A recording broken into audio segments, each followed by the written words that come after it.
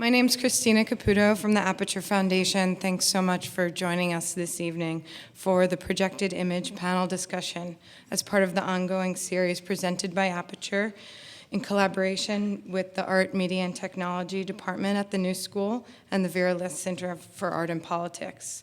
Located in Chelsea, Aperture is a nonprofit foundation, world-renowned publisher, and exhibition space dedicated to promoting fine art photography. Now on view in our gallery is Michael Wolff, The Transparent City, and Barbara Crane's Private Views. Aperture's programs include artist lectures, panel discussions, limited edition photographs, and traveling exhibitions that show at major museums and art institutions internationally. You can visit aperture.org or sign up for our newsletter on your way out at the Aperture table to find out about more upcoming events, including our holiday book sale on Monday, December 14th. You can also find Paul Pfeiffer's catalog, Orpheus Descending, generously donated by the Public Art Fund in support of tonight's program for free on the table as well. And Aperture magazine tonight will be offered at the student discounted rate of $25. Lastly, Aperture would graciously like to thank the New York City Department of Cultural Affairs, the ASMO Fund, and the Milton and Sally Avery Arts Foundation for their ongoing generous support. I'd like to thank the New School for another incredible season of events, particularly Arthur O., Jed Wilcox, Pamela Tillis, Karen Cooney, and George Pitts, and look forward to another exciting season in 2010. Now to introduce this evening's event is Arthur O. Thank you.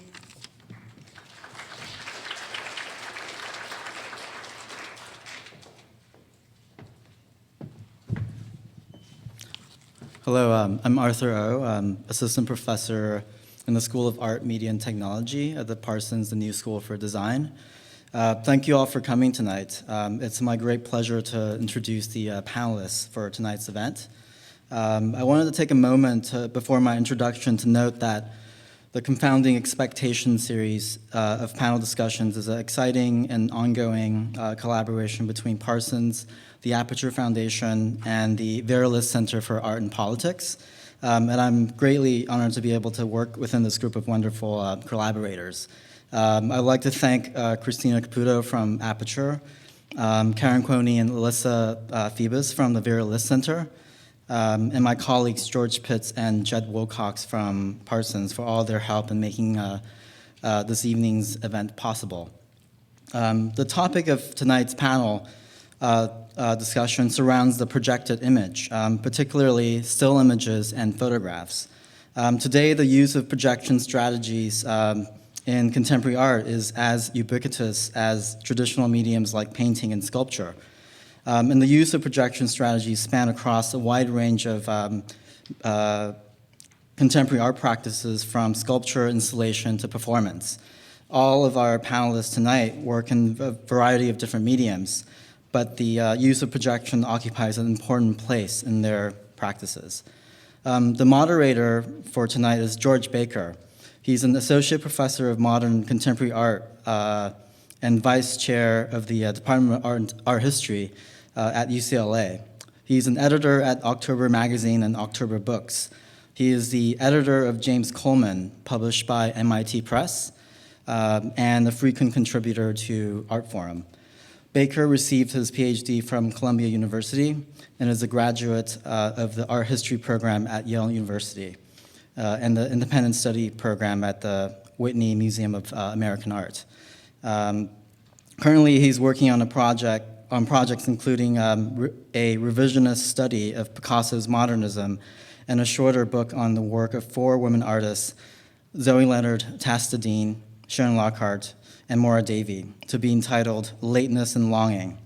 The latter is part of a larger project that Baker has termed Photography's Expanded Field, detailing the fate of photography in the film works in contemporary cultural production. Our 3 panelists tonight are Andrea Geyer, Paul Pfeiffer, and Krzysztof Wodiczko. Artist Andrea Geyer uses both fiction and documentary strategies in her image and text-based installations.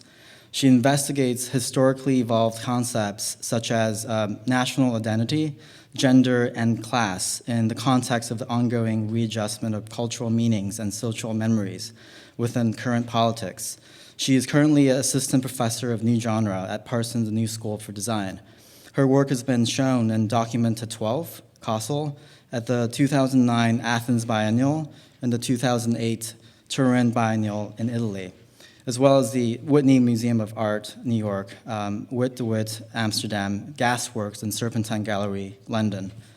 Artist Paul Pfeiffer's groundbreaking work in video, sculpture, and photography often use computer technologies to dissect the role that mass media plays in shaping consciousness.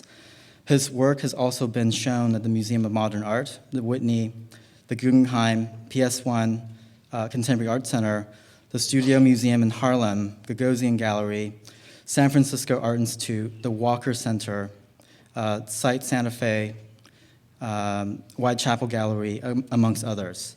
He currently has solo exhibitions at the National Gallery in Hamburger Bahnhof in Berlin and at the Baybakov art projects in Moscow. Krzysztof Wodiczko is renowned for his large-scale slide and video projections on architectural facades and monuments.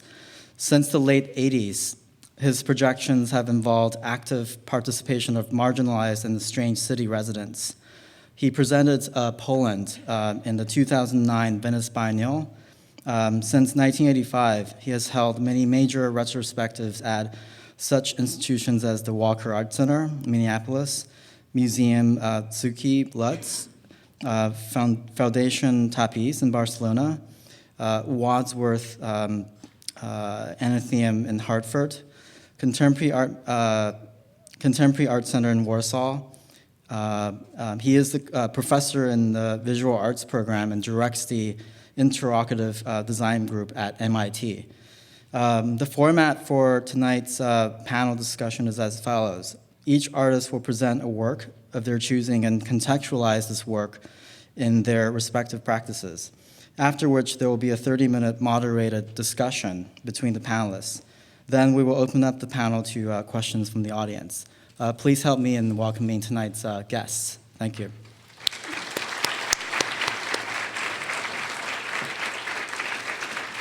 Paul.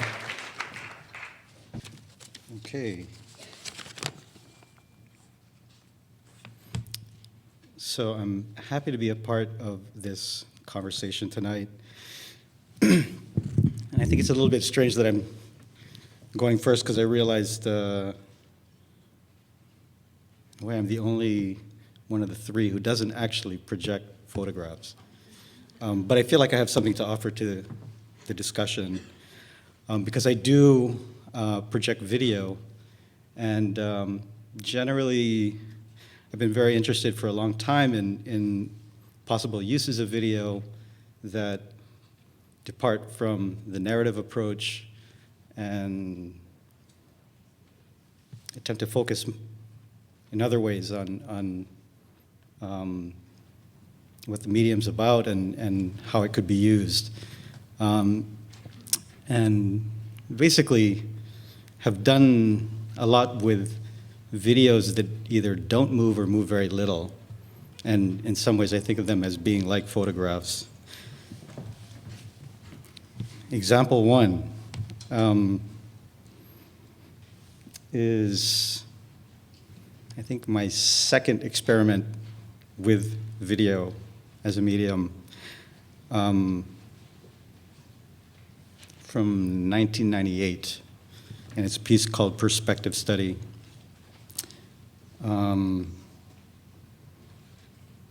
My general focus in this presentation has to do with this idea that if you take away a kind of linear narrative from video, then what you're left with, in the case of a projected video, is something that in some ways straddles two-dimensional and three-dimensional, in that we've got the image, but as Krzysztof said over lunch, there's always the hardware, and in that sense, there's always inescapably a physical dimension to it. With a lot of video work, the hardware's hidden. In my case, I've chosen to actually accentuate it. So what you're seeing is an image, a video image that's being projected at a pretty large scale, not quite as large as this screen. And it's projecting directly from a surveillance camera that's located in this physical sculpture. It's a diorama of a jungle.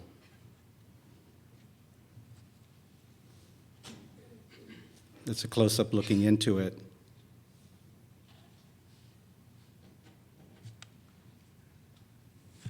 And that's it again. So it doesn't do anything. The image doesn't move. It's just aimed on that tent in the middle of the jungle and stays there. Nothing really happens. And at this point, I'm going to go back. My approach, talking about my work, is going to be personal rather than purely descriptive of the work. So I'm going way back.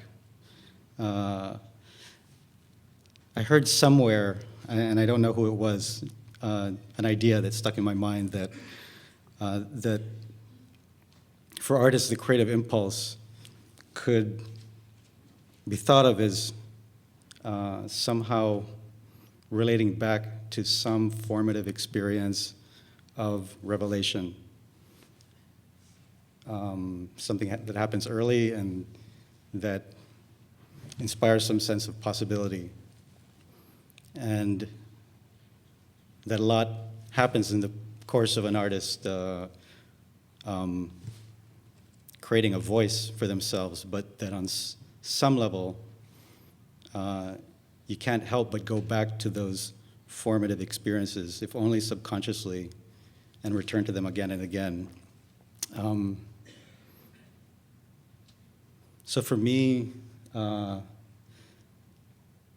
would say that that formative experience has to do with something very personal, a kind of an experience of rupture.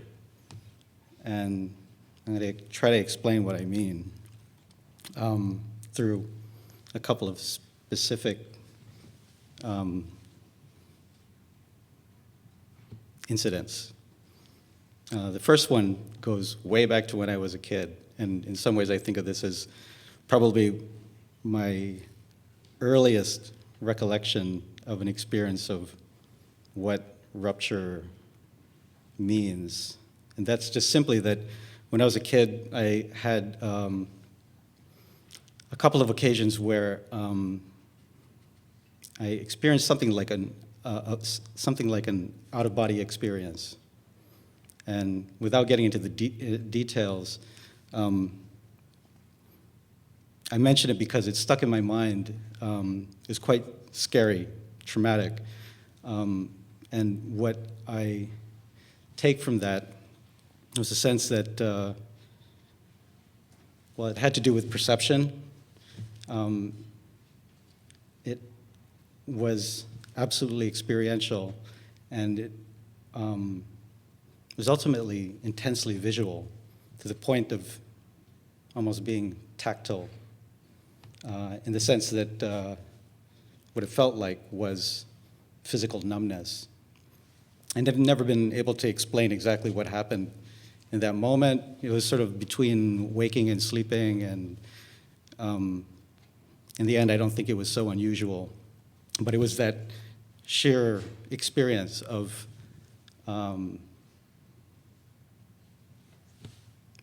perceptual disruption, of kind of waking up to a feeling I hadn't experienced before, that literally reoriented my whole sense of the schema of my body, my relationship to space, all these things that in some ways I feel like has led me somewhat insistently to deal with the visual in mass media culture and with spectacle itself as a kind of a base part of my kind of visual language. In a way, I feel like again and again, I go through a process of trying to find ways to physically and visually replicate that experience.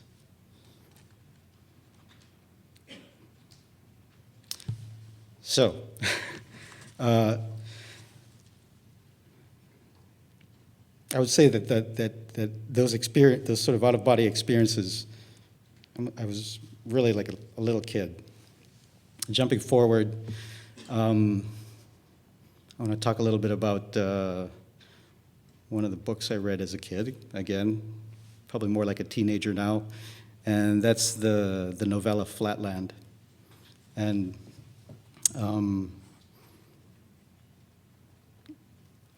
this is a book that was written in the late 1800s by a schoolmaster who was writing a kind of a satirical critique of social hierarchies in Victorian England.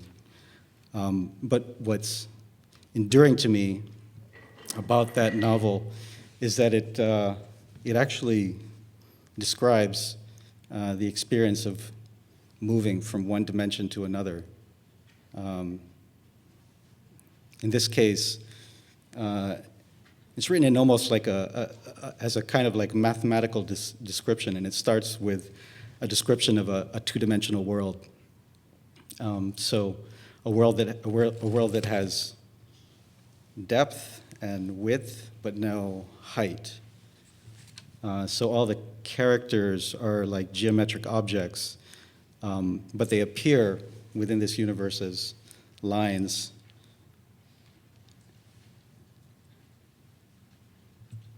And as I talk, I'm going to go to the next slide. This is a video projection again called Morning After the Deluge. That was the installation shot, and now it's running. So basically what happens in this novella is these kind of geometrical objects are going around in their two-dimensional world. And really, the only distinctions between the characters are based on width of line and the kind of modeling of light as these geometric objects move around within two-dimensional space. And at a certain point, a three-dimensional character appears from somewhere and appears as this line in the two-dimensional plane that seems to be changing shape as it moves through the two-dimensional space. In the end, I think the lasting interest in this book is primarily with mathematicians and so forth, but it was just simply this kind of this depiction of the kind of freak out of these two-dimensional characters as they encounter this being from the third dimension that sparked my imagination. In a way, reminds me of the experience of this strange out-of-body experience I had as a kid.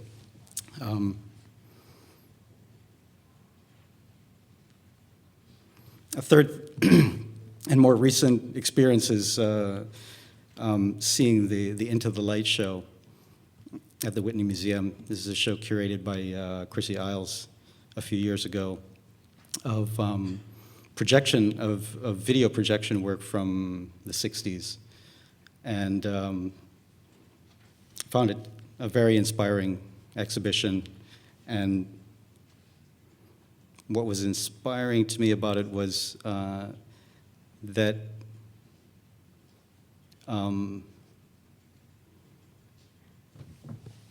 in these early video projection works or video works from the 60s, made at a time when the technology was at its most primitive,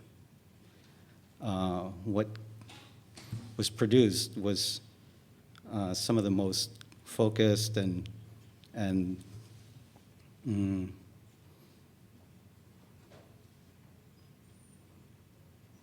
intriguing, simple experiments with the medium that I'd seen.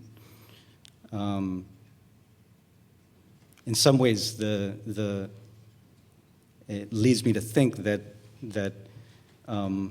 something about dealing with the medium at its kind of most fundamental, and in the case of the 60s, in its most primitive state, opens the greatest possibilities for really studying the limits of what the medium can do and what it can express. Tangentially, another thing that I noticed in this exhibition is that a few of the works, hard to name right now, had a strange occult dimension. And that's maybe tangential to this discussion, except that it was something that I didn't expect, and then it's and of course, I mean, in the 60s, this was also very much something that was going on, a kind of fascination with the with everything that kind of was a rupture from the kind of stable society that was the context for everything that then took place and was revolutionary at that time. It also reminds me, for some reason, of this curious statement of Charles Manson, that if you're going to say something, make it witchy.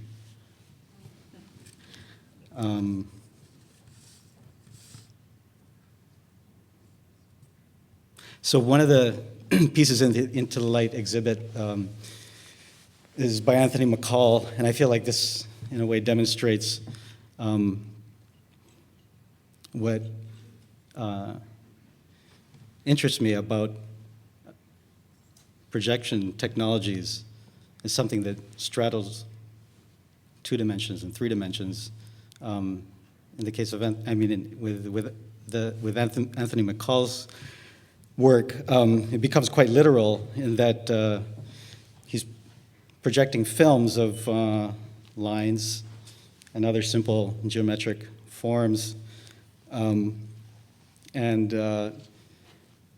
it's in a space in which there's a distance between the projector and the projected image, and that space is filled with a light smoke that actually reveals, that reveals the beam coming from the projector and literalizes, or so that you can literally see the light traveling through space from the projector to the image, and becomes very physical. In a sense, if you take away the smoke, the relationship is still the same. You have the projector, and you've got potentially a very luminous image, and there's a literal gap in between the two that is in physical space and creates a sculptural dimension. To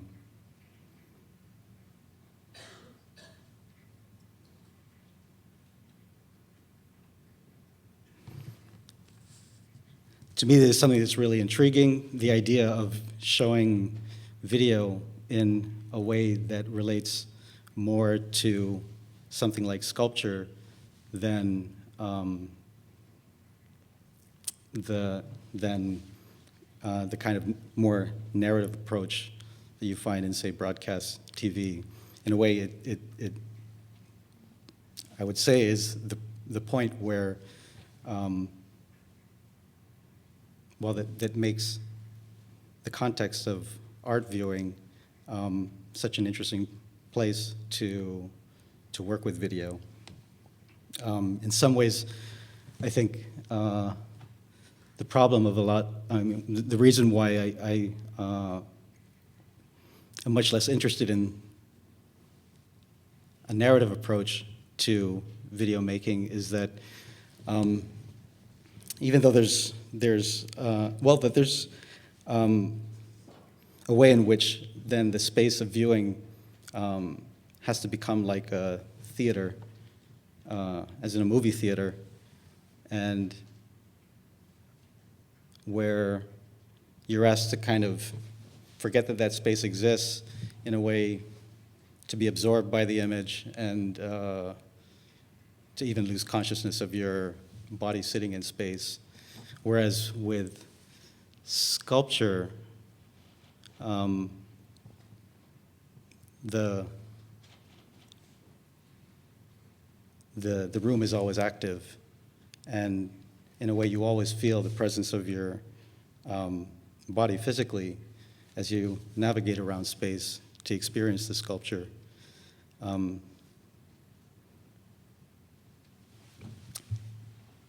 a sense, that's what has led me to try to develop ways of showing video that include this physical dimension.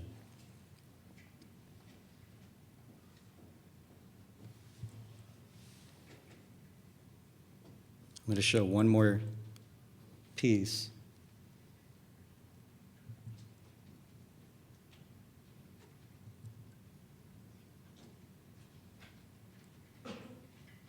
Called Crosshall, just from last year.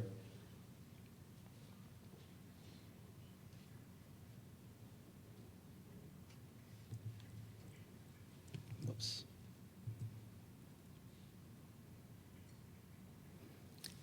And it relates back to the first piece I showed. Again, it's a video projection.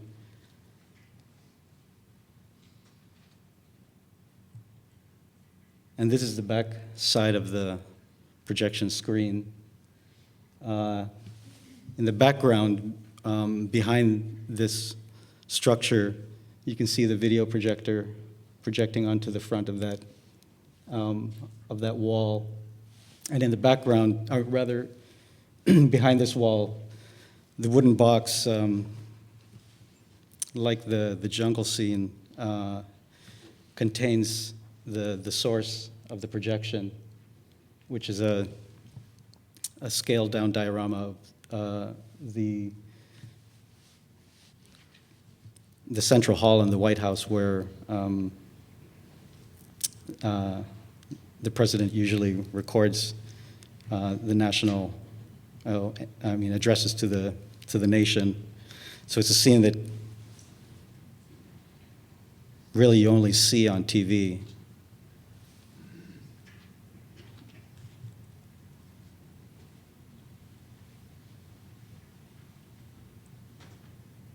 At the center of that wall, there's also a little hole that goes through the wall and allows you a very, very limited view, not of the entire structure behind the wall, but of a room that is off on the side of the hall called the Red Room, which usually is immediately to the right of the president as he gives the address at the podium. So you're seeing a side view of the same mic.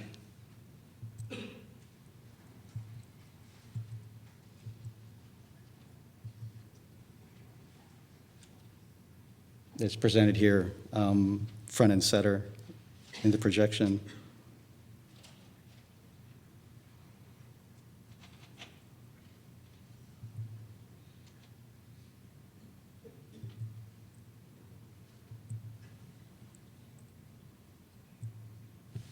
I think my 10 minutes are up.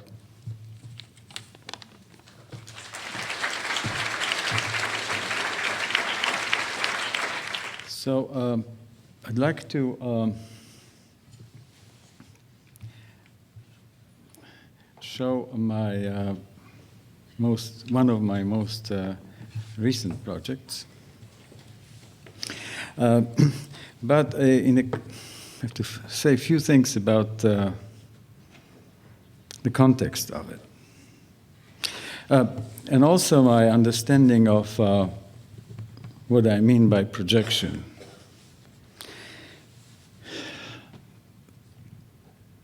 The only way I could describe how I arrived to this, my own understanding of projection, is perhaps a quick journey through my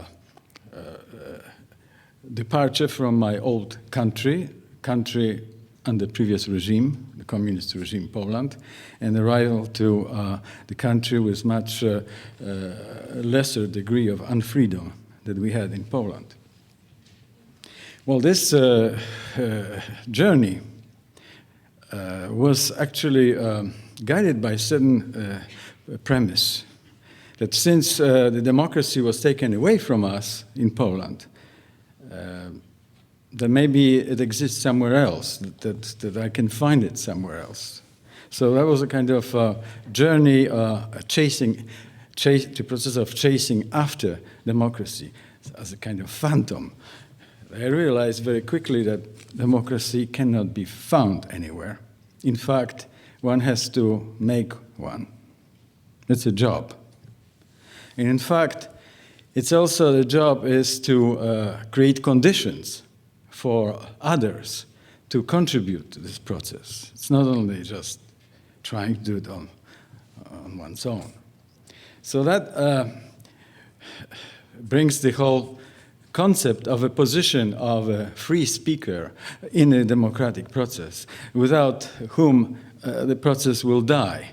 We need to see those people who animate the process, but also the ones who have things to say of which nobody wants to hear, or very few people want to hear. Exactly that, the most precious thing that we should hear from those speakers. That's the concept of paresia. Foucault brought it back to us in the 80s or 90s.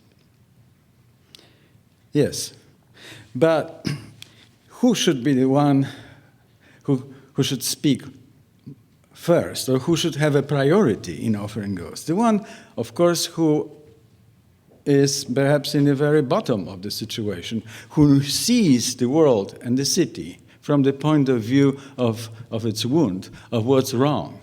So one has to then be able to project this kind of inconvenient truth, as Al Gore calls it. Something that comes from the stomach, from heart, and from mind of the person, because the person actually lives through it and wants to denounce the fact that the situation, that one must live through this kind of situation for oneself, for others, for everybody, and announce the world in which perhaps should not be a room in the future for this kind of experience. So it's a projection, but also it's a rejection. It's announcing something and denouncing. So if that's the case, then the definition of a projection, the one that I found in dictionaries, actually fits very well this concept of paresiastes, the paresiastic speaker, the free speaker, the truth teller. It's an action, process, condition, state, technique, effect of throwing out something, or throwing forth something. That is trying to create new situation, project a vision. Well, if that's the case, then the person who is doing this is a projector. So in fact, I realized that one has to equip the projector with some kind of thing in between the one who has difficulty to open up and throw forth some truth and vision, critical vision, and the others who are not ready at the moment to open up and come closer and hear. So there is a kind of artifice needed, communicative artifice, something that should be protected by Constitution, First Amendment specifically. So in Liverpool and in Denver, I adopted the icon of the war. There used to be a helmet, now it's a Humvee or Land Rover. And transform or the part that is a battle station designed for throwing projectiles, as a kind of deadly projector, into the battle station that throws forth the words that were recorded, spoken by war veterans. So this is an attempt to turn those returning soldiers into projectors.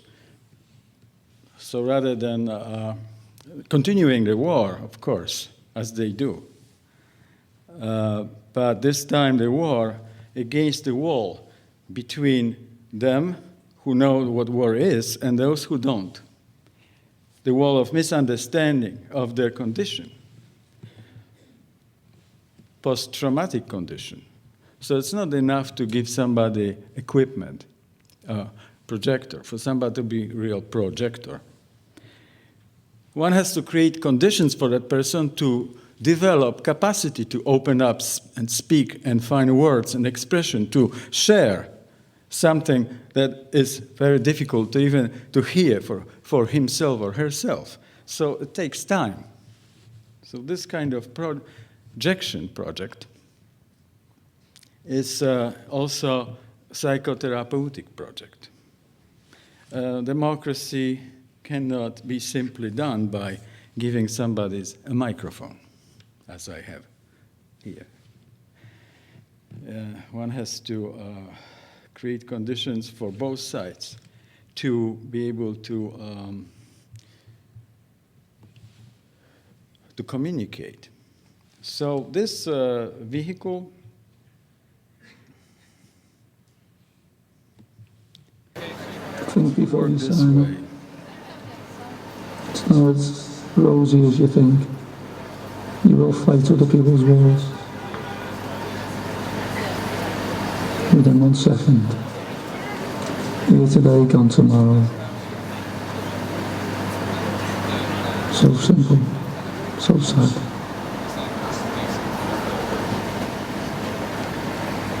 You can be shot.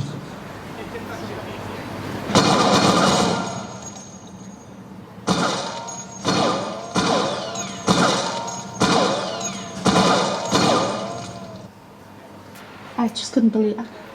Second, the way he was talking to me, the looks he was giving me, I was like, oh my God, I think he could kill, I think he could actually kill me now.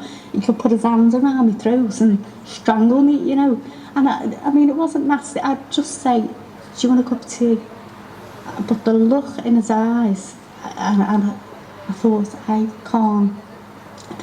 can't do this. It was just, he could have killed me. Even now he does it to me. And he looks at me as if I'm shite.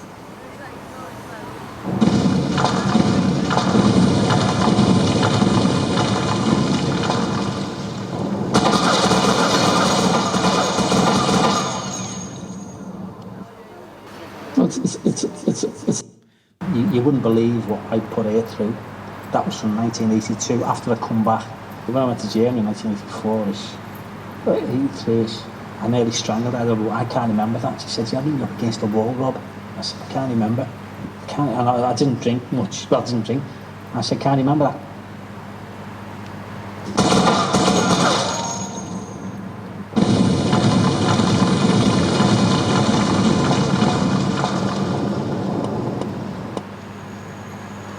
Well, if anyone can survive that time.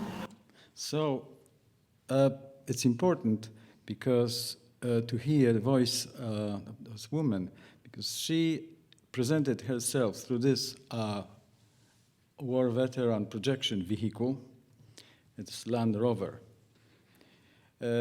as a proper war veteran, because she is a survivor of a survivor. She's still at war. She's trying to get Rob back. He is back, but he is not Rob. He actually almost strangled her without remembering it. She is then speaking about it, and he is speaking about it. Without combat stress group organization in Britain and ex-soldier who is a psychotherapist who works there and social worker, probably this project will also not happen. So this type of projection needs lots of people, lots of equipment, lots of time. It's a kind of laboratory of projecting and also of engaging the public space, and also a development of public, because the idea of spectator is here quite questionable. The public of this projection comes from within the project. It comes from the people who decided to actually be co-artists in this project, speakers, projectors, and also their friends who couldn't do it at this point because of various reasons. Then the crew and the people, the social workers, the curator, the organization, cultural organization involved in this, editorial team, recording team. Those who actually help to build this vehicle, maybe it's 200 people. They are part of this project, as Brecht would say, not without interest, not without reason. They are part of the city. The city comes also from without the project, of course, and so all those different publics are mixing. But it's very difficult to say really that it's simply a spectacle for invited guests. It comes from inside. So I never had much time to describe this kind of work too much, but just to survive anything. To remind, to bring a little past experience to this presentation. I'd like to show the projection in Tijuana, which was engaging the symbolic structure in the middle of the city, but also it used equipment that was specially designed by this interrogative design group at MIT. It's very simple, wearable, as they used to call it at MIT, wearable television and projection station that really allow the person to become a projector in a pre-recorded mode and real-time mode to actually engage the facade of the building to become 50 times larger and at the same speak simultaneously, directly and also through the facade.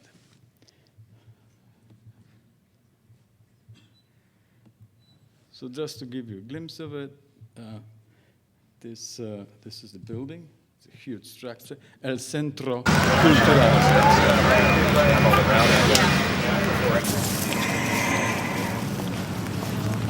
Pasó un mes para que yo me enterara. Regresé a Tijuana. Supo tu experiencia. Que del tamaño de un elefante, pero son muchos toros, muchos que me rodean y me encajan los cuernos y está ahí como está lloviendo muy fuerte y yo trato de pedir auxilio, pero nadie me escucha. Después de esto, ya que pasó así clarito, histérica al ver que estaban golpeando a Héctor y nos estaban golpeando a nosotros, la policía la agarró y la subió a la patrulla. Entonces después se subió el otro. So, as you can see from the right corner, there are people coming out of this, what they call la bola, in which there's another projection. There's inside projection, IMAX theater projection, which showing a program at this time called People of the Sun, showing glorious relationship between people of United States and people of Mexico. This is about maquiladora factories and people who are working there. Y se fueron, entonces nosotros pues estábamos, bueno, Rocío y yo estábamos muy nerviosas y vimos a Héctor tirado en el piso todo sangrado.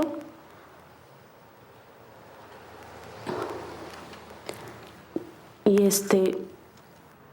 le hablábamos, pero no nos contestaba. So I will end this point, and hoping that during our discussions we could maybe bring more issues related to this type of projection. Thank you.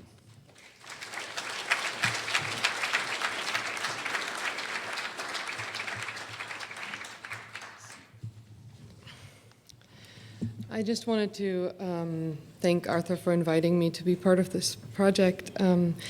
What I did when I got invited, I think a little bit differently. I actually was inspired to think myself through photography a little bit. I'm an artist who has worked with photography and writing for most of the time I've been showing my work, and also a little bit of video. And that combined with a wonderful lecture by Moira Davey on this earlier this week, I kind of tried to actually pick up the idea of the projected photograph a little bit, and will show a kind of collage of ideas and thoughts. What I also decided to do is to speak about a piece, because my work has been very interested in memory, to speak about a piece that's actually 6 years old, and see if what I'm trying to say actually works with that.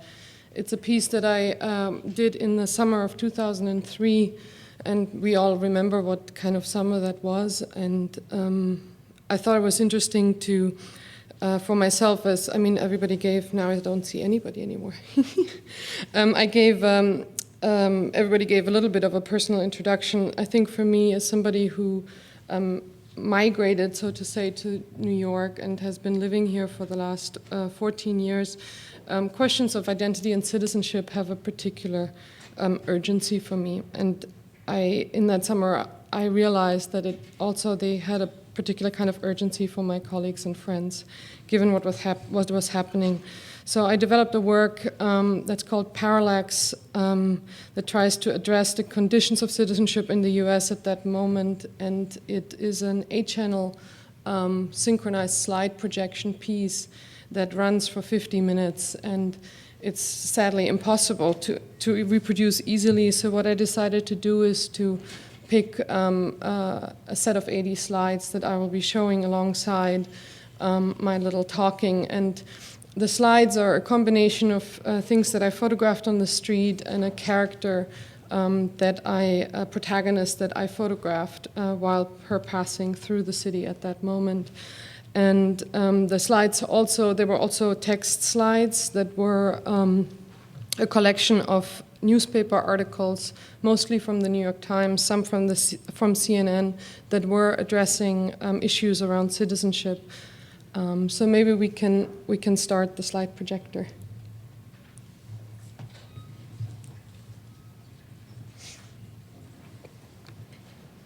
And here, just as the beginning image, that's how the installation looks. So you see the 8 images, and they were moving synchronized for 50 minutes. Week in Review Desk, September 23rd, 2001. Identify yourself. Terrorist attacks are making Americans more wary of outsiders than they have been in decades, and are having profound implications for debates over what it means to be an American. Assimilation of immigrants was long viewed as a process of subtraction. Newcomers displayed their loyalty by discarding language and customs of their native lands. Not until the 1960s was it possible for immigrants to adhere to their cultural heritage. Now, however, not only is the drive for unity bound to tilt the nation's ethnic balance back in favor of the American side of the hyphen, it could permanently undermine multiculturalism. American national identity is not based on shared ancestry or common ethnic heritage. though it has become a dirty word in the past few decades, assimilation has long been the basis of citizenship. Because America is a nation of immigrants, its history was a constant struggle by outsiders seeking to become insiders.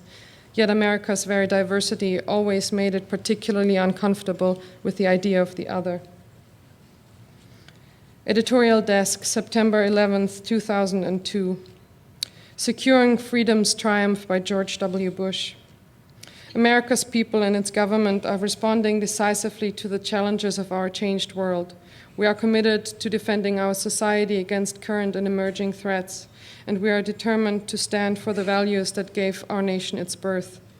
We seek a just peace where representation, resentment, and poverty are replaced with the hope for democracy, development, free markets, and free trade. Economic freedom is the only source of national wealth. Social and political freedom is the only source of national greatness. Today, humanity holds in its hands the opportunity to further freedom's triumph over its age-old foes. The United States welcomes its responsibility to lead in this great mission. National Desk, September 12th, 2002. Military stays popular for travel and school.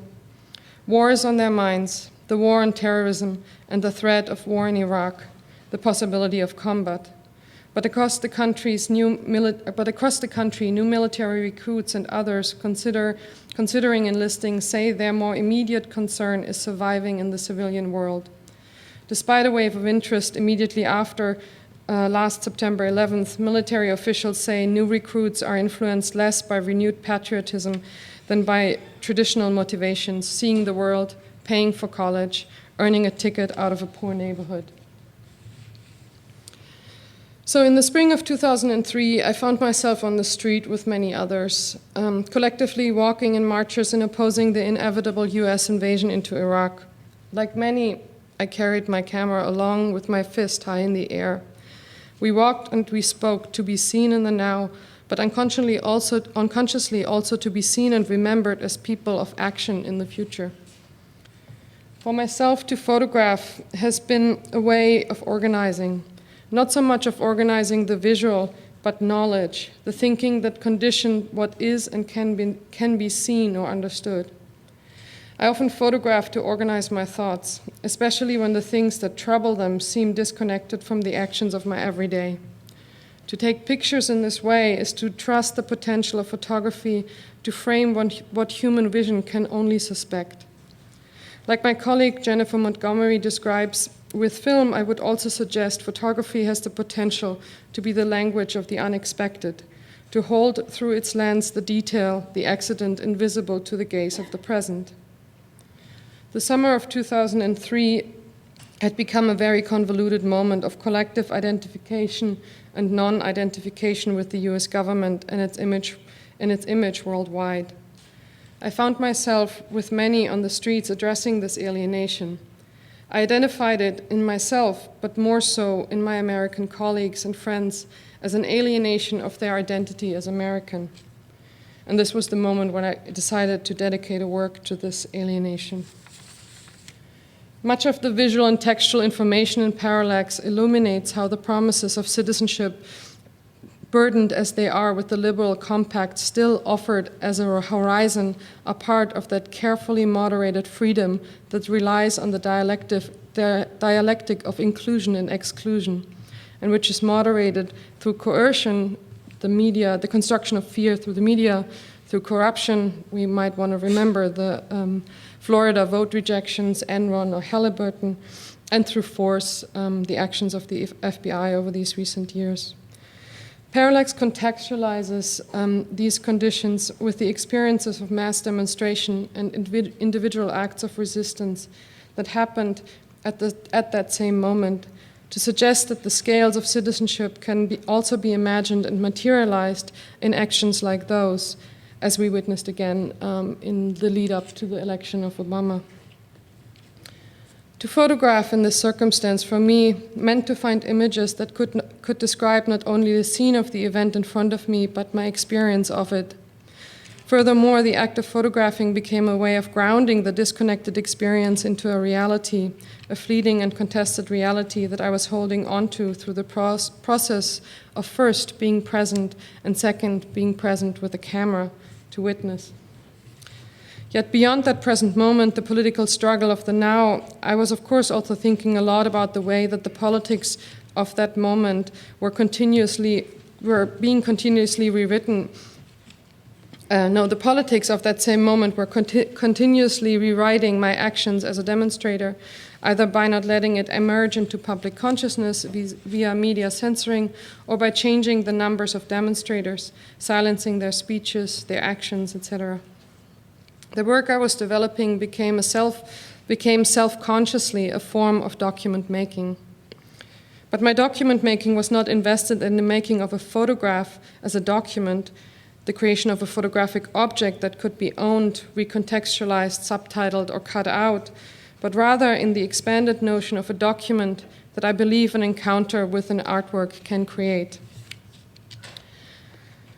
My work at large has been invested in the idea that artworks can create an object or a space that allows viewers an act of remembering, a site of remembering that is not already filled with the fixed concrete memory of history or even a counter-history, but rather attempts to activate acts of individual memories, because I'm interested in the fact that such memories are at the same time immediately linked to the past, but also only exist in the immediacy of the present moment.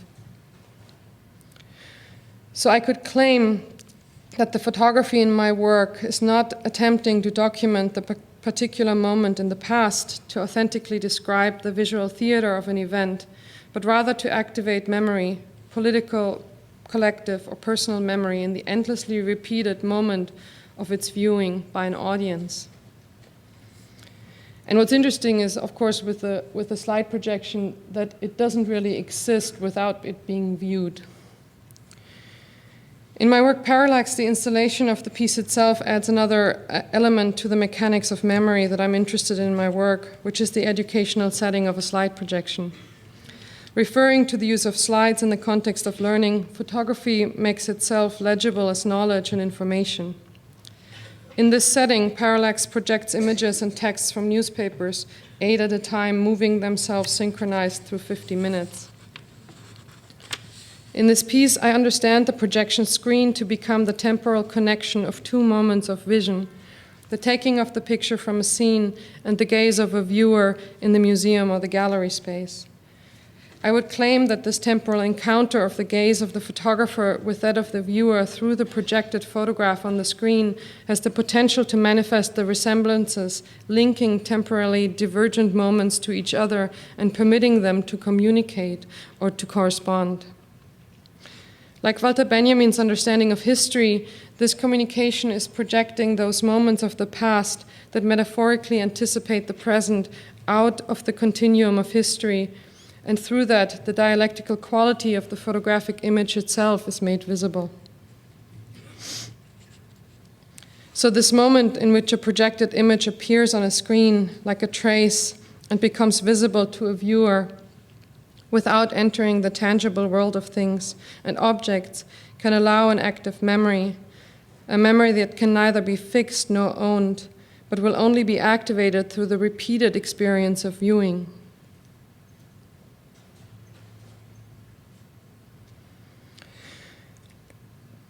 The screen becomes the site in which these temporal moments, the then and the endlessly repeated now, are linked in their appearance. To quote Benjamin once more from the Arcades project, that what has been comes together in a flash with the now to form a signifying constellation, and the real becomes readable.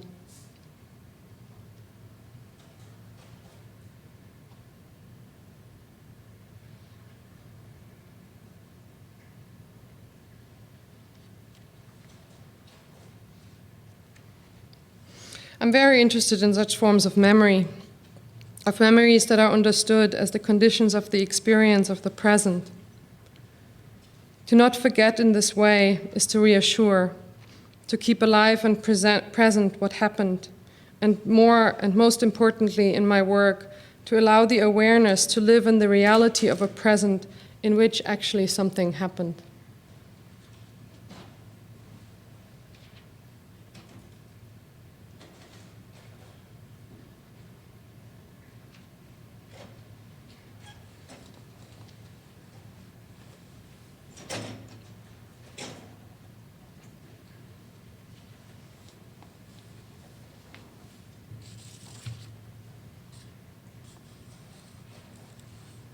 Thank you.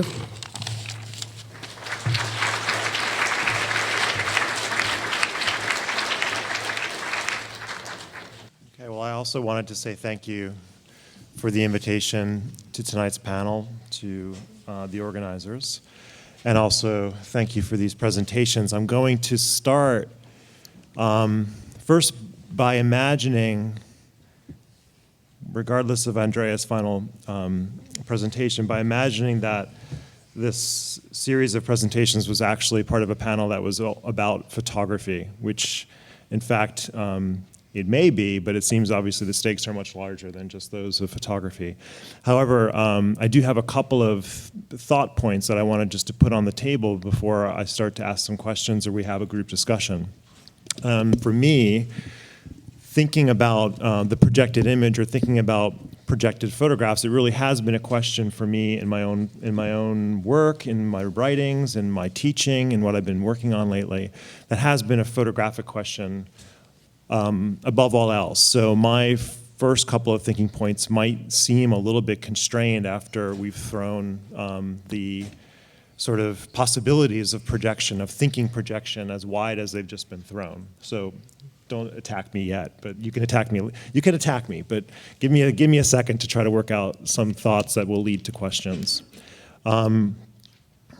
So one of the things that I've been interested in about projected images in contemporary art is the very model of projection itself. This was engaged with, and I think in all of the presentations, that projection is a model of the image that changes the way we relate to what we thought, I'm going to start to use this term, the classical model of the photograph was or could have been, as opposed to a mirror with a memory, as opposed to the model of the mirror, as opposed to an image that's structured around reflection. We have instead, as Krzysztof was discussing it, the thrown image of thrownness itself and the whole wider way in which we could think that.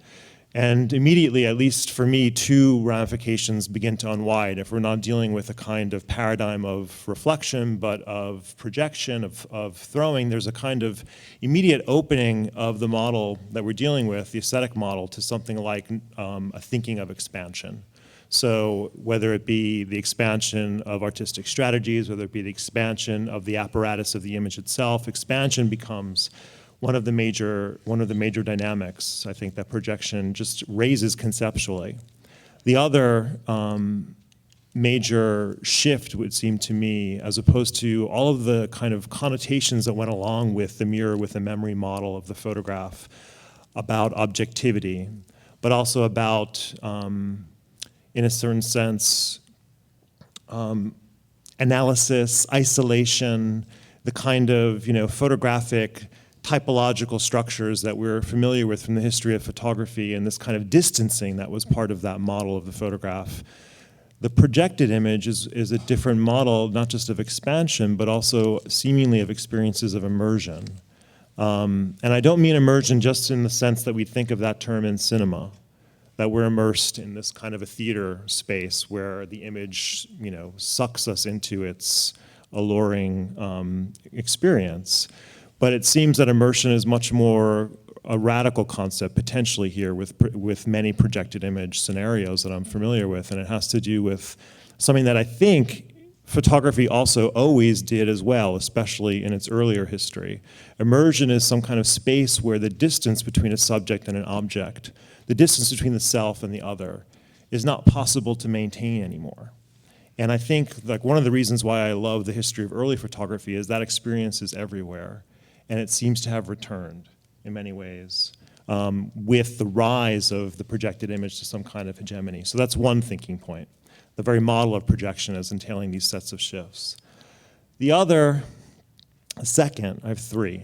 The second thing that I've been thinking a lot about is how, in some strange way, it's a paradox. The projected image seems to engage us with, projection itself seems to engage us with, for photography, speaking about photography, a kind of model that might be seen as what I would call a recursive structure, which brings up issues and ideas of something like medium specificity, again, from the grave, from beyond the pale.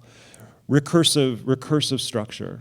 I mean, why do I use that term? Well, on the one hand, I mean, just the notion of projecting a photograph. We are taking this object, if we're dealing with photographs and not other media, this object that was formed by light from the world falling upon a sensitive surface, and irradiating that thing with light again to project now this object back out into the world. So it's almost as if we have this double movement of the very same kind of action, producing a photograph and then projecting that image outward.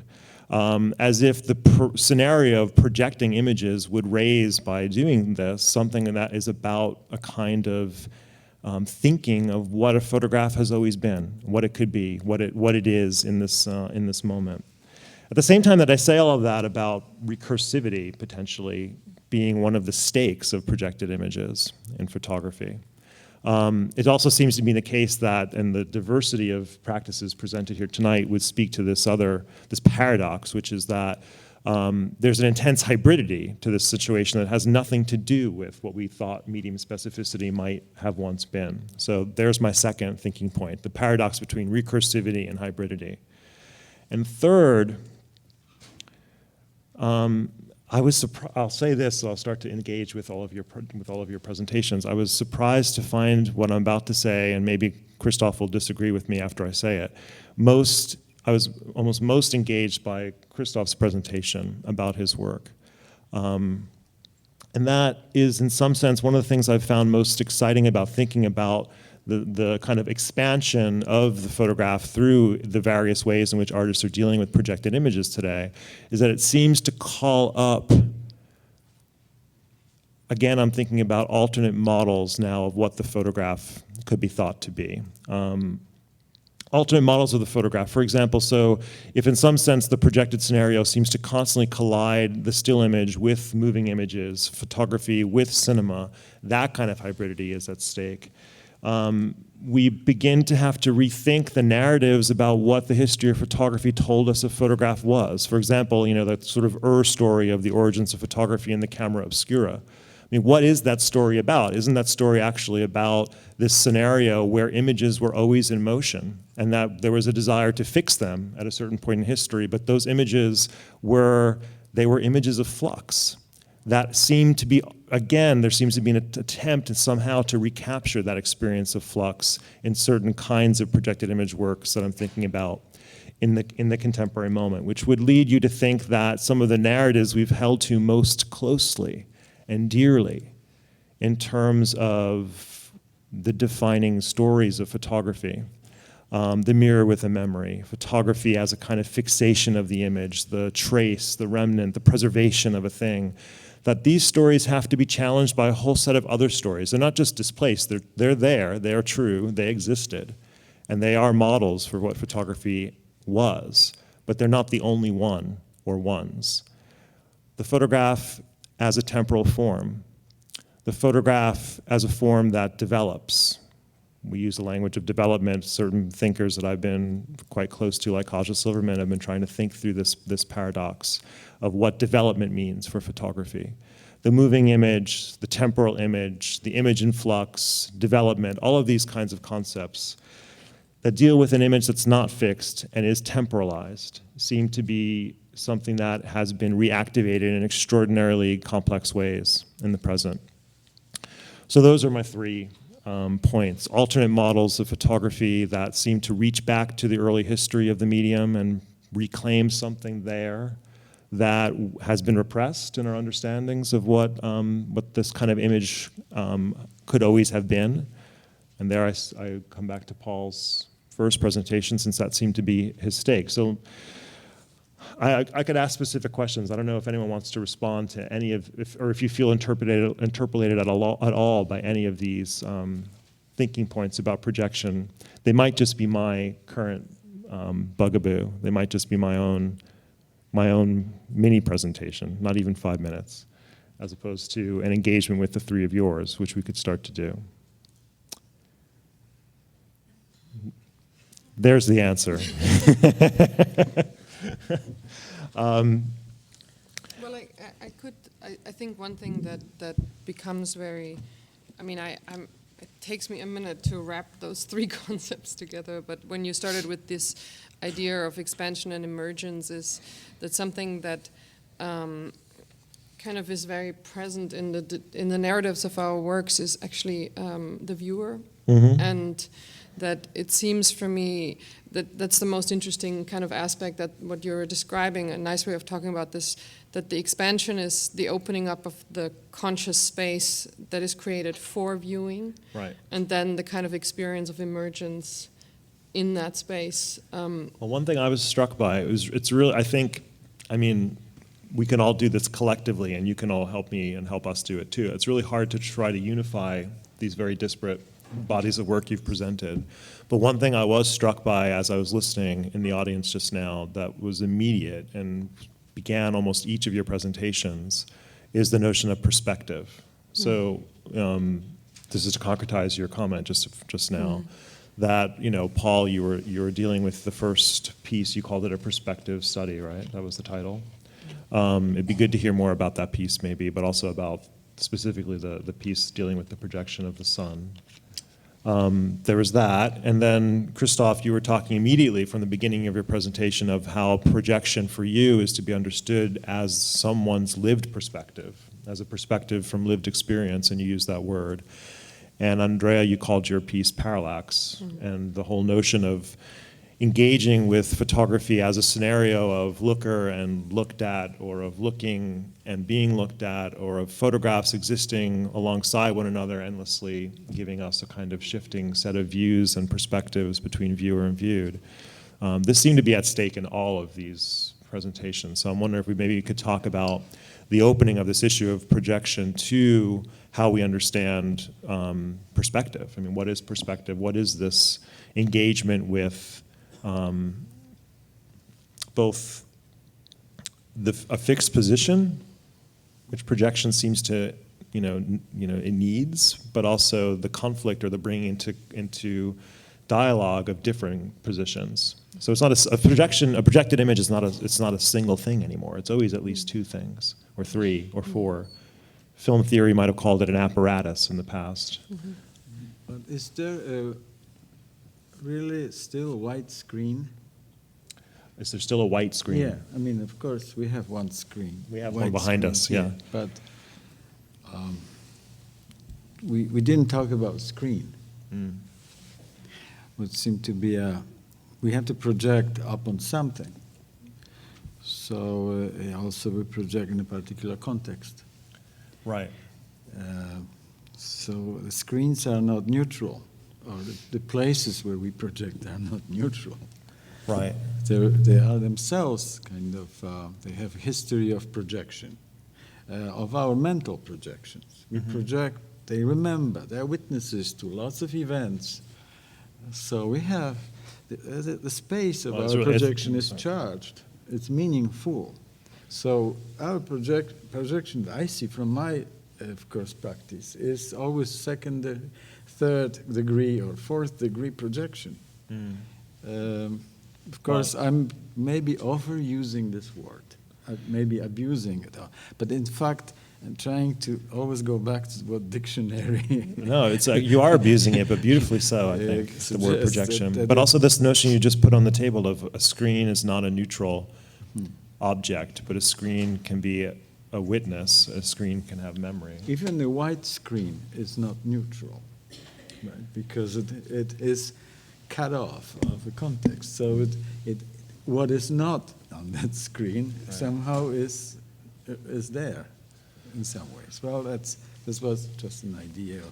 One more. Well, it's an idea of almost, now equating the surface on which the projected image comes to rest with the model of subjectivity we associate with memory, right? So, the mirror with the memory has become something like a screen with a memory, And the photograph itself has become not just the one image unchanging and fixed for all time, but a kind of series of images that are always to be placed into contact and connection with each other. Like in your project, for example, or your I mean, I would though add that if I bring together, what you frame the apparatus, I think, which is a helpful term, that the screen is a part of, the projector is a part of, and I think it's not only the kind of subjectivized, the kind of psychoanalytic screen, but it's also the apparatus itself has often an ideological backdrop. I mean, very obviously pronounced in your work, but also with you, with the kind of the idea of surveillance, and myself with this idea of the educational setting that kind of teaches you to look in a particular kind of way. So I'm really interested in that. The kind of politics of the apparatus, not so much as just a structure, but as an political, philosophical, like historical moment that supports the projected image. Maybe I could ask, sorry, Paul, if you wanted to jump in. I was going to maybe ask one question of each of you in order in which you spoke, if that's not too artificial, to get us to more collective issues again. So I'll start with Paul. I just wondered if you could speak more to, I was struck in your presentation by your calling these models you make dioramas, and I was struck with that kind of, the notion of this quite old structure of, visual entertainment and experience, the diorama from the 19th century, and your casting of artistic inspiration, if that's the right word, to some kind of origin moment of subjectivity, like childhood, trauma. So I'm just wondering if you could speak more to that space of origins, which for me immediately made me think of these things about the stakes of photography at the moment, that people are exploring projection as a paradigm, that there is a set of concerted returns to obsolescent, atavistic, or also just earlier quote-unquote primitive models or understandings of what this image once was or could be. Mm-hmm. So why is that early space so important to you? And how does it work out in some of the works you showed us? Because I didn't feel I understood, especially the long projection we watched together while you were speaking very well. Well, if you're just thinking, it's the model, the space of instruction or the context of instruction. I was thinking about, I guess what I'm really getting at is I imagine context as being a situation where the average person is constantly bombarded with images, whether they're photographic or moving images that kind of ground zero for me is, or the context for me is trying to create some kind of more focused I think perspective is a really good word, in a situation where you're really immersed in just like a constant bombardment. Mm-hmm. I suppose the story of the out-of-body experience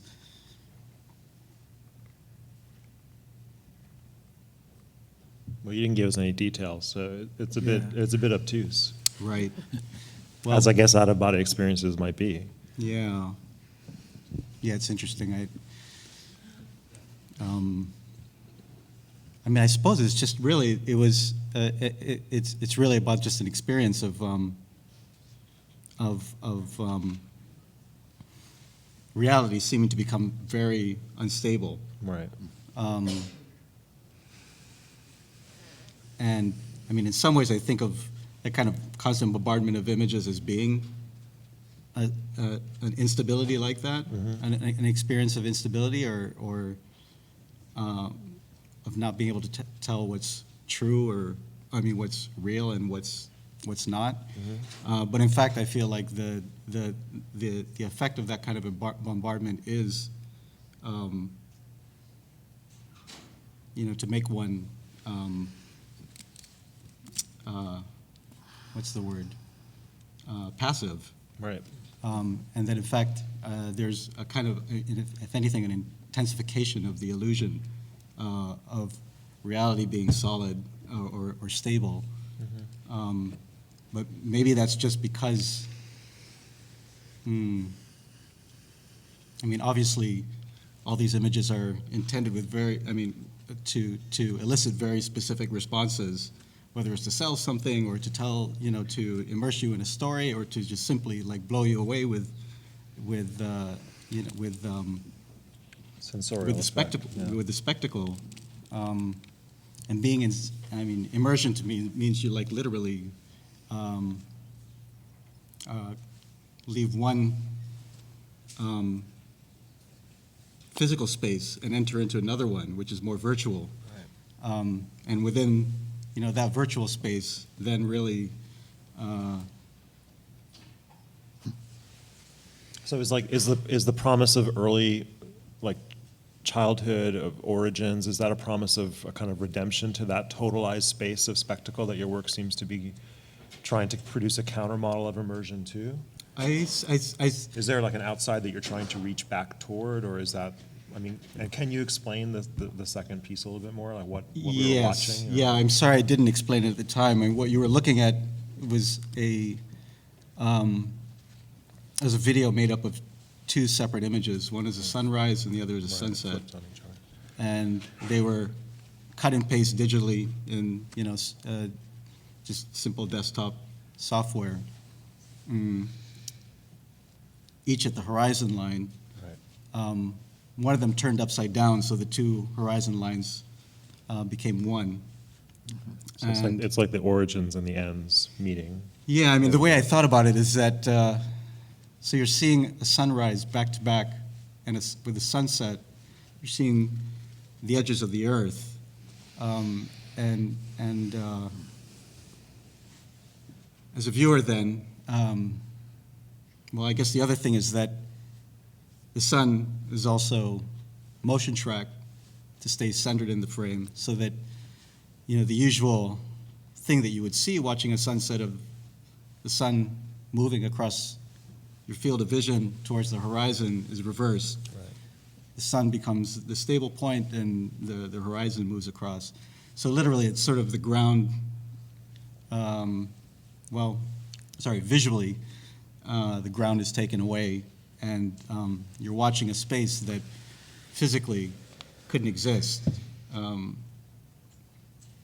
in some ways, I think of the horizon as being, symbolically like or visually, the line that kind of all perspective leads to and creates a kind of visual stability. This is taken away in that case. I ultimately don't think that I'm looking for redemption. I mean, in some ways, I feel like I don't feel like I'm really in the end after even like media critique. I think it's impossible to make a recovery from trauma through redemption. It never really happens this way. Yeah, in fact, maybe recovery never happens. It's just more creative, the way of living more creative and healthier way with trauma as possible. So I think that projection in this particular case could be connected with what this psychoanalyst Janet called presentification. Presentification is the capacity of a person to traumatize, to find emotional charge in own testimony and project it in public. So that is a kind of the healthiest stage of the process of living with trauma. So that means that the person is not only speaking on own behalf, but also on behalf of others, gaining healthy perspective as an agent for change. So this is a little bit of a trauma recovery theory, but obviously not through redemption. Right. Well put. Sorry. I do, it may have been the wrong story to start with.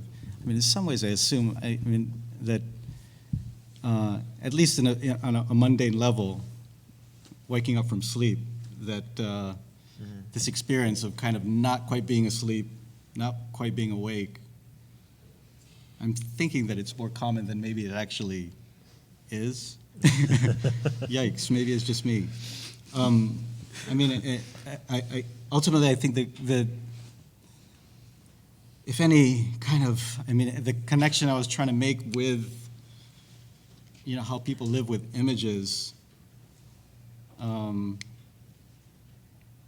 it's just a sense that, you know, on the one hand, I feel like there's so much that we maybe don't, I mean, there's an absolute need for a kind of a critique of how images work in the world, and, you know, and yes, and how they come at us. On some other level, I feel like my sense is that people are actually maybe not in a verbally articulate way like me, but I mean, I'm at a bit of a loss for words, but that we actually know a lot about how to deal with images, if only by just kind of sheer experience on a daily basis. So the link is really between kind of the disorientation of waking out of sleep and feeling like I'm not quite situated in my body, and I feel like a ability people have to, at least intuitively, see the way things work. Yeah, ultimately, I feel like what I'm trying to do is less about redemption and trying to further ask or to try to set up questions or conundrums that increase maybe awareness of like what can be communicated or explored sheerly through images, in a way, or through the visual. This may link, but to ask Krzysztof a question about his presentation, you know, I was really struck by I was struck by the way you were, transforming projection, transforming things constantly. So, you know, you're projecting words. The words are like bullets.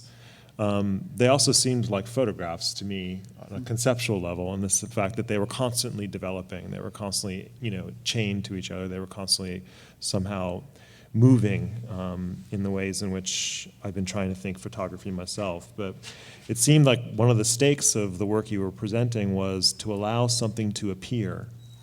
The space of appearance is a space that you seem to be very interested in. And that, I mean, for me, that's a photographic problem. You know, how does something appear? But it's also a political problem. Absolutely. And it's, this is what Hannah Arendt is trying to say. The right to appear. It's not only the issue of appearance, but the right to the right of appearance. Right. So how to expand the right of appearance to others who are not appearing, who disappeared, or who are invisible. So this has been, of course, important part of history of photography. Right. In that sense, we are really drawing from the same tradition here.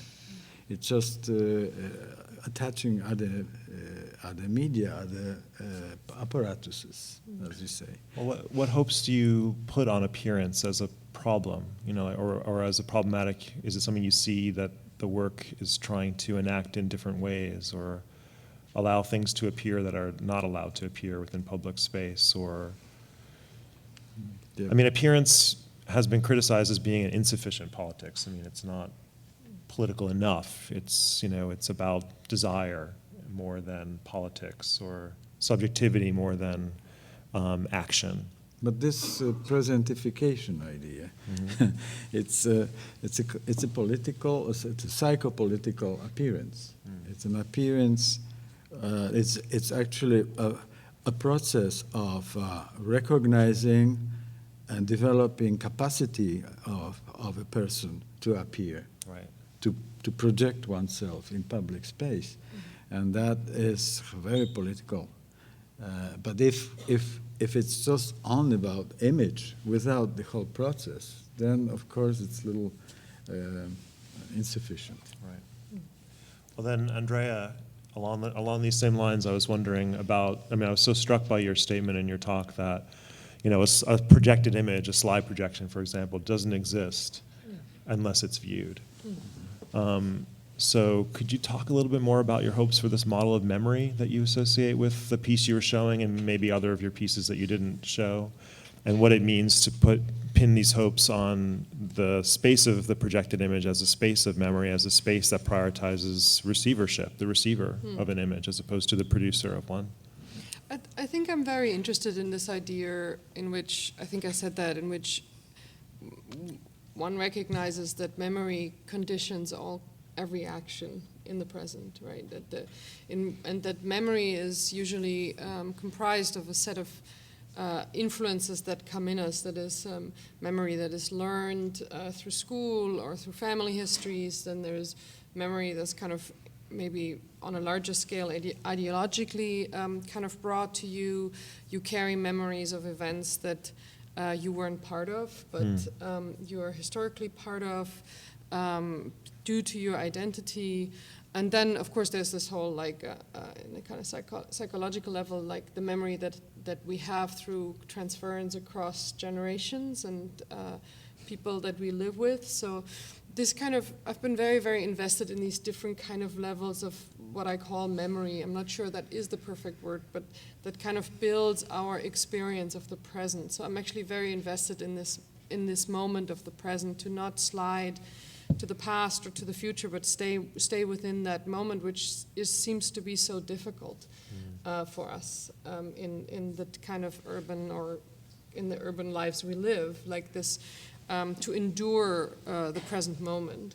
And there's something that is in this connection of a viewing of a photograph. And I talk about that in a similar way with actual photographs that I work with, but particularly, like, thinking through this panel, this moment of projection is that it is only in the now. It's there and it's gone, and it has this kind of moment that the present moment has. It's here and it's gone, and it's here and it's gone. And this way in which the taking of the picture and the viewing of the picture, as you were also saying with your recursive structure idea, like, it meets there, and the photograph becomes the vehicle of that correspondence, or that meeting point that is the present.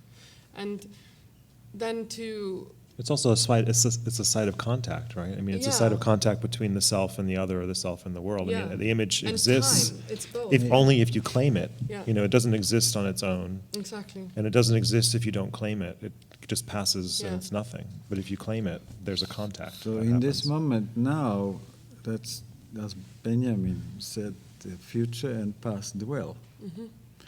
So that's a very important connection, I think, between projection as a temporary act. Absolutely. And this concept of time now. But it's also, for me, it's interesting because we're talking, it's so funny, like, given who sits on this panel, is that all our work is so driven by their ideas, and we find the kind of apparatuses that support these ideas. And I did, when Arthur asked me to be part of it, I was thinking, like, I don't think about my work as the projected image. It just, like, I choose certain modes of presentation for particular ideas, and they're always, as we said, invested in creating what you were talking about, Paul, like creating a space in which we can see something, in which things become visible, audible, these testimonies of veterans, because that is actually what is most important, is not so much that something that the thing is seen, but to create a condition for which it becomes visible and experienceable. Like a revelation, in a sense, illumination, speaking like Benjamin. Like interrupt the history, interrupt the normal course of events by projecting something or illuminating something in the right, what needs to be seen. And that seemed to be something that I sense in our work. That there is, maybe you call it kind of flashback in your case, which is another kind of strange. Yeah, so redemption's obviously the wrong word, but illumination sounds like a better word. Maybe this is the time we can start to open up to questions from the audience. And if Arthur, you could tell me how this best happens. Do people wait for a microphone or? All right, so does anyone have questions? There's someone over here on the left side.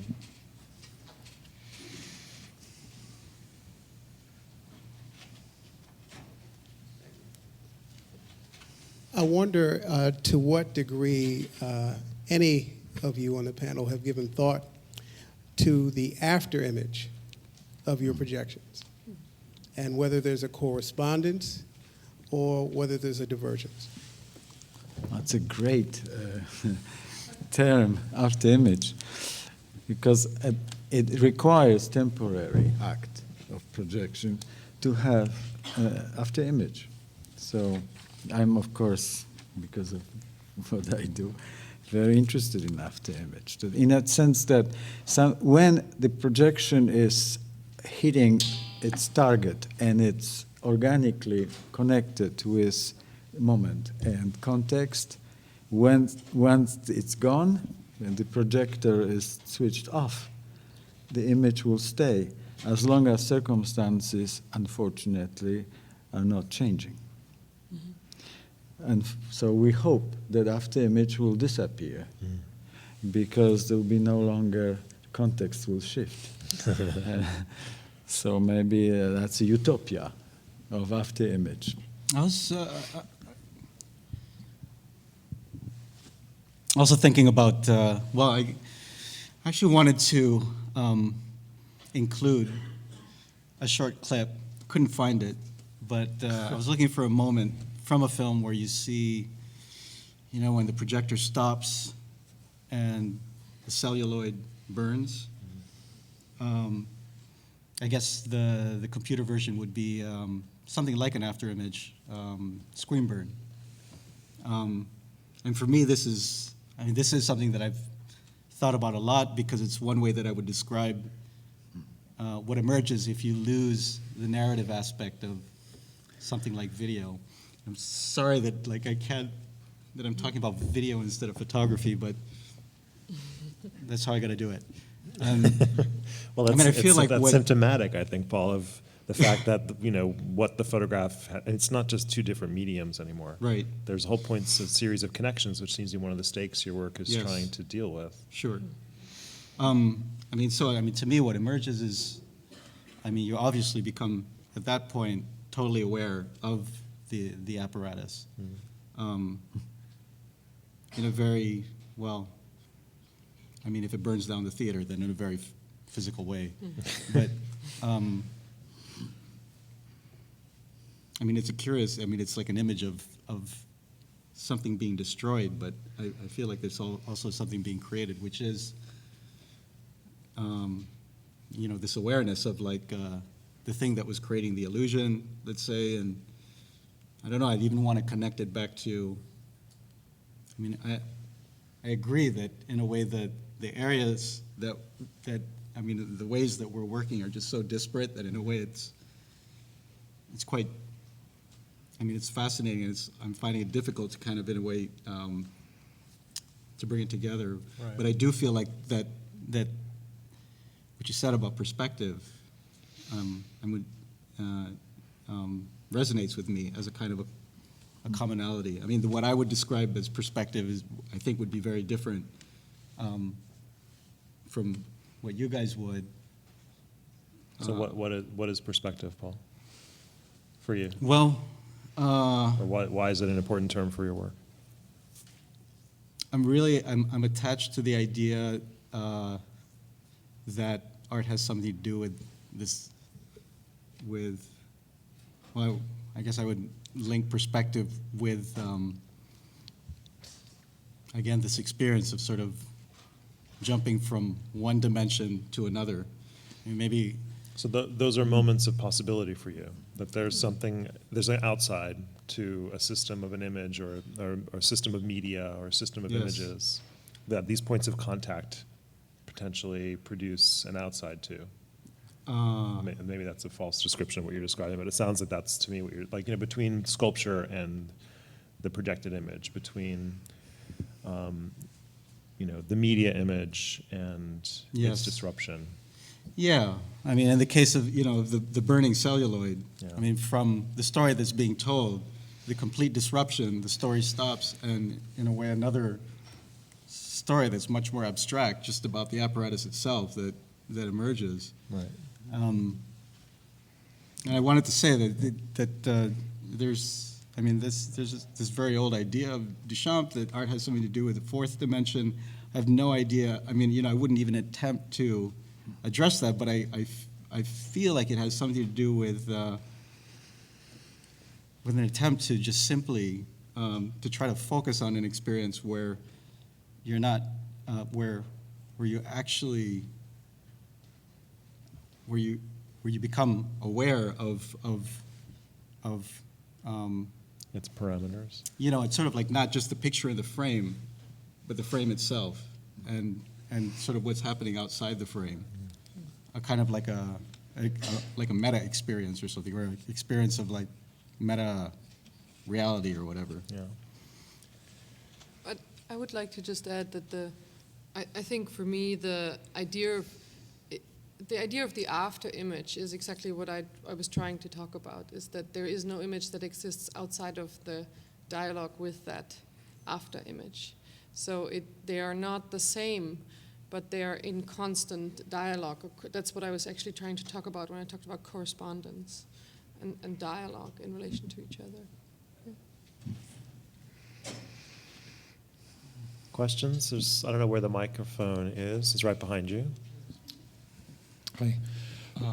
Once you leave the theatrical arena like this one for projections, it seems to me there's huge opportunities to engage the actual body of the viewer, not just in terms of ideas of where the projection's happening and kind of the history of that or the context of the place, but actually the physical condition of the viewer. And I think in Paul's, you do that somewhat when someone has to go and look through the whole. They have to engage in the work. So I'd be interested in hearing any of you talk about that, the kind of felt physical experience of the viewer once you leave the theater.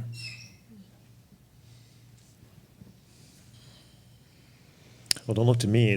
I can't speak to it, but I could, say, Krzysztof, the way in which the body seems engaged in your work seems very incredibly dystopic. I mean, it's painful to watch some of the prosthetic apparati that you've come up with. Yeah, I'm surrounded by lots of work being done in this direction at MIT. Mm-hmm. The whole virtual reality, I think it's all about attempt to create bodily experience. And it has something to do with projection. Mm-hmm. It's always this insatiability. There's always not enough of it. Mm. As almost like reaching the level of kitsch, like you more and more. There's never enough of this real experience, bodily experience through all of those devices. So I'm a little. But there's also this funny. It just makes me think because there's this idea that there is an experience that is outside the body, but that is maybe a very particular moment. But so the kind of fetish of experience that we say like it's bodily experience, I think actually talks about something else, because it's this kind of artificial division of thought and the physical experience, in which I think people now have been interestingly like engaging these questions of affect, and I do think that it's important to resist that division between the kind of that there is something out. What is there outside the body? I mean, if we don't go into the spiritual and the kind of. I think that the reason I'm making fun a little bit of all of this, what's happening around me at MIT, but I'm definitely very much with the question, because I feel that in my case, in the case of the work I do, if the building or the facade, the body of the monument is engaged as a kind of non-passive screen that So it's the image that is projected on it. It becomes a roommate of the image that is already there. That's a great word. And that image is us, in fact, because we project ourselves into those structures, and they're wrestling with bodily metaphors, especially at night, when they have nightmares about what we're doing during the day and what happened in the past, where the flashback comes. So they are really kind of in difficult psychological condition, those structures, symbolic structures in the city. Now we project something, and there is a public. The public starts now feeling that they have to share this body with the new. So then if the new body is somebody whose existence was somehow repressed and it's not welcome, it becomes quite an encounter. This encounter with me who is already there, with somebody else who is there, and maybe through this there's some strange communication or nervous tension. And you feel it among the members of the public. They, couples embrace each other in front of the projection Tijuana, which is about very much incest, rape, domestic violence, and all bodily destruction caused by industry. What's the history of that building? This is El Centro Cultural, so it's like a pride of city of Tijuana. That's a true public space. It's about culture, identity, and actually wants to look like a Maya goddess and also like Boulez cenotaph to Newton. Exactly. Everything at once. So it is complicated. Once we project on something already is living its own bodily metaphor, and there's some strange projection identification going on. Right. So now projection has slipped over truly into the psychoanalytic understanding of it, which is it's really interesting when it does that, and that it can do that. Question? Well, it's more a comment, and it's about notion of shadow, because I think that that's very prominent both in history of photography and also in relation to projection, of course. And I think it would connect the notion of the body, trace, memory, and all of that. Shadow. So does anyone want to speak to that? It's an interesting point. It's not exactly a question. It points to a point of convergence in the histories of what have been taken separately as two different media, like cinema and the photograph, that actually have very many moments of historical connection as opposed to separation. But that's what a shadow is, actually. I suppose also, I mean, a shadow is also kind of a projection, right?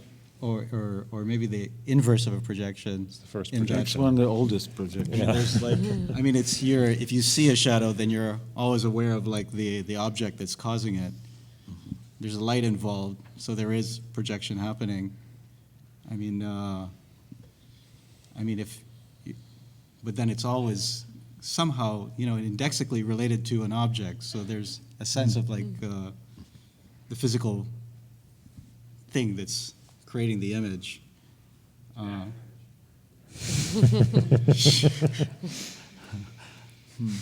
there's a question over here.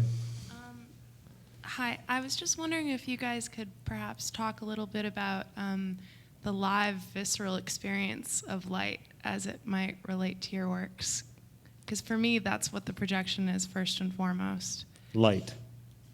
Yeah, the experience of light. I mean, at the present time versus the capturing of light.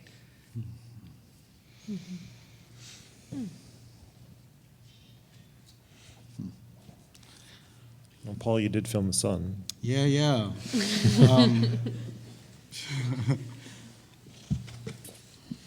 I mean, in some ways, all the more. I think because luminous images are so luminous now. I mean, it's hard not to be completely absorbed by the image when you're in, say, like, you know, like a movie theater. I mean, it's just so kind of all-absorbing, and it's so easy to lose yourself in it.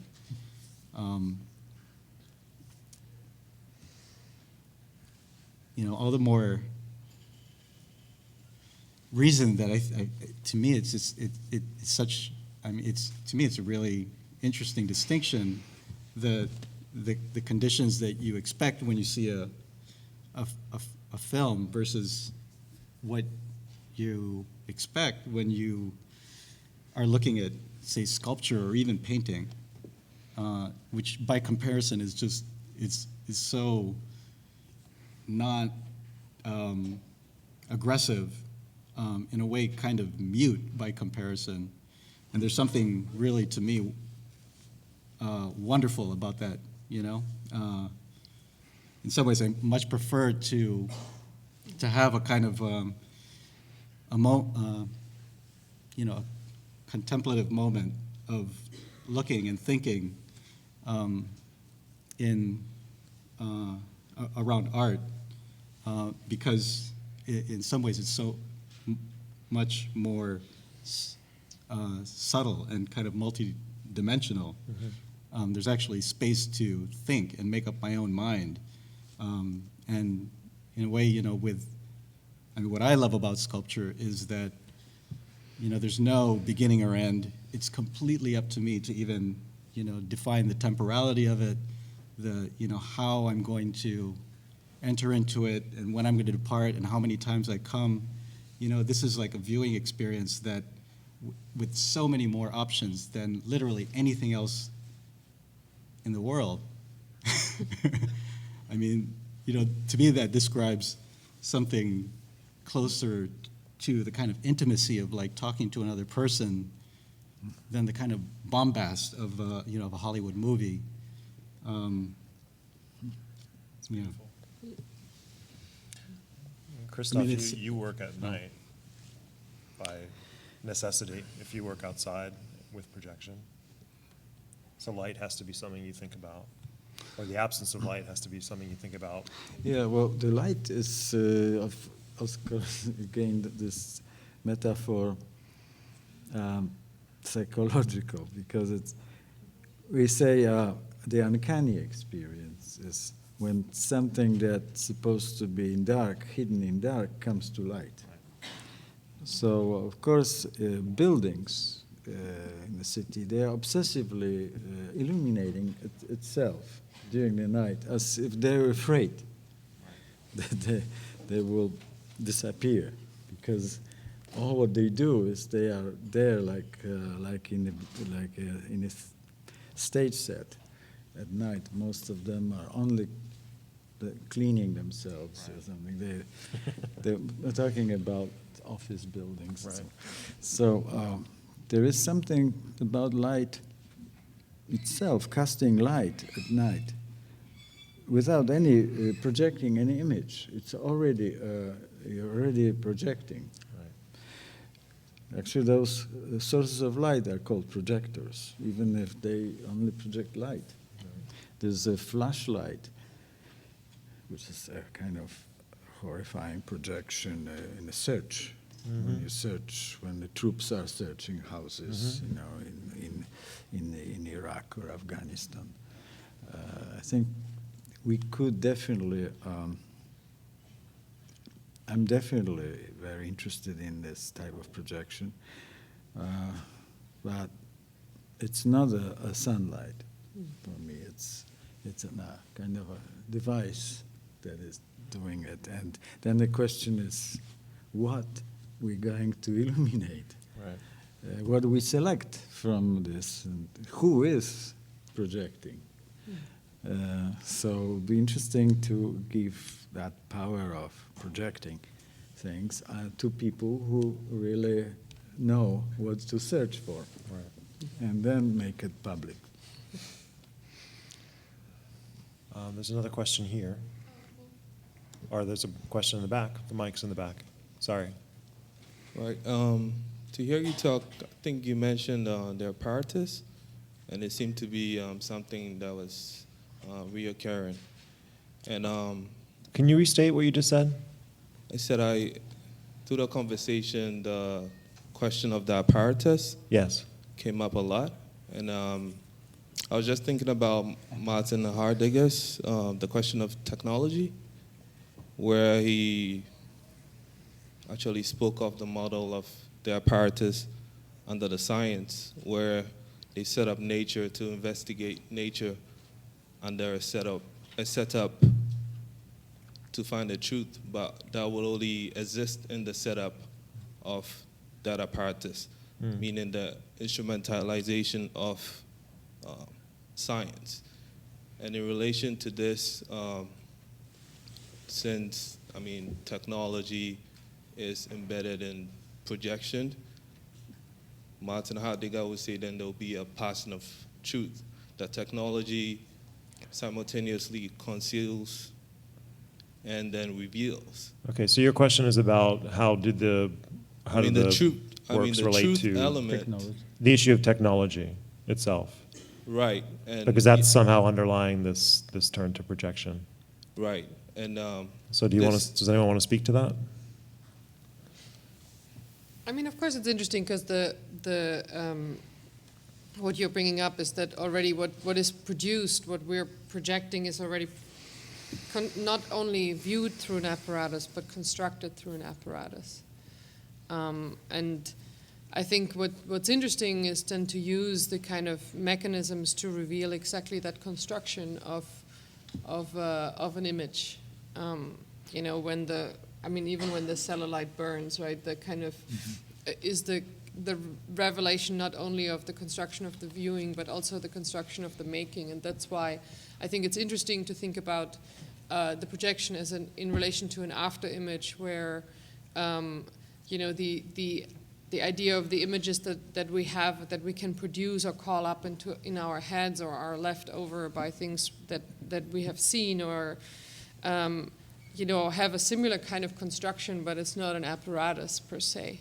It's a kind of condition of narrative, condition of learning, experience, and I think it's very interesting to have these constructions in dialogue with each other. The imaginary, like the construction of the imaginary, I think can be in an interesting dialogue with the construction of the image. I think it's an interesting question, how that works.